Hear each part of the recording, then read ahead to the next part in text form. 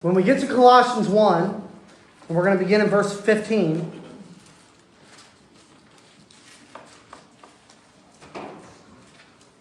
Paul writes, He, talking about Jesus, is the image of the invisible God, the firstborn over all creation. For by Him all things were created that are in heaven and on earth, visible and invisible, whether thrones or dominions or principalities or powers, all things were created through Him and for Him. And He is before all things. And in Him all things consist. He is the head of the body, the church, who is the beginning, the firstborn from the dead, that in all things He might have the preeminence. So this passage tells us that Jesus is the image of the invisible God. He's the firstborn over all creation. Now, this term is not just denoting order of birth, as we would think of. When we think of a firstborn, we think of the first child we had. This statement is emphasizing His supreme and preeminent position over all the created order. Christ is not a created being. It's not saying that.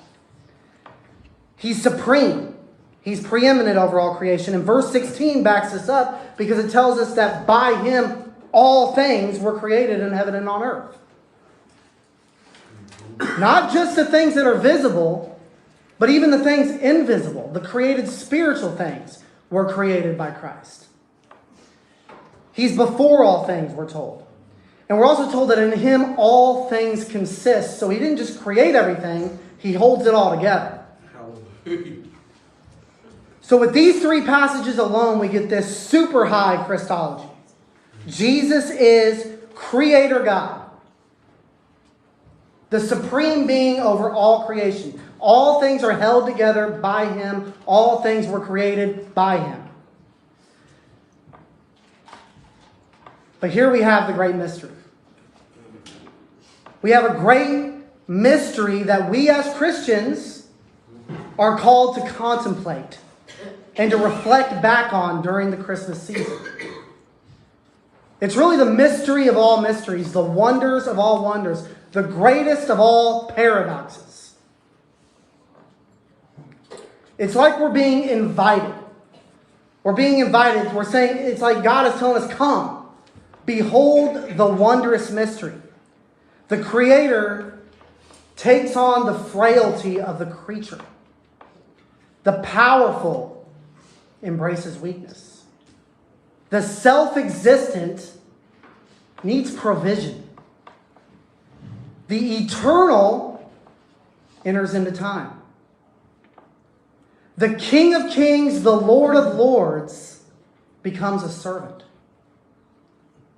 The immortal is born and dies. How can this be? How can we make sense of all of this? Amen. Is it a contradiction to affirm that Christ can be both God and man? To a Jew, yes. To a Muslim, yes. They say there's no way. God cannot be man. Now, why do the people think this? Why is this a mystery? Why is this difficult for our minds to fathom? Well, it's because we associate different attributes with God and with man. We associate man with a certain set of attributes, and we associate God with a certain set of attributes. Now, an attribute is just a characteristic.